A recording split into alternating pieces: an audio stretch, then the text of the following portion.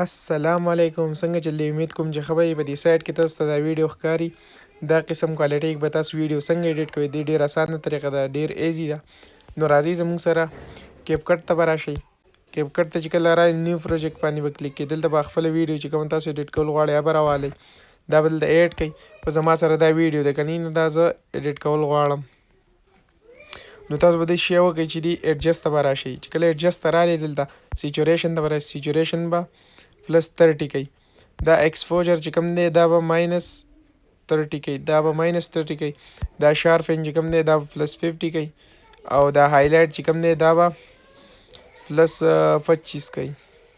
نو دلته اوس تاسو کتلی شئ زموږ سره ویډیو په دې کوالټۍ کې ایډیټ شوه. نو اوس به تاسو شی وکړئ چې دې نه به د کیپکټ واټر مارک لرې کوئ او دلته به دا تاسو په 1080p او 60 فریم ریټ کې ایکسپورټ کوئ. دلته زموږ سره ویډیو چې کوم دی ایکسپورټ شوه. نو تاسو کتلی شئ.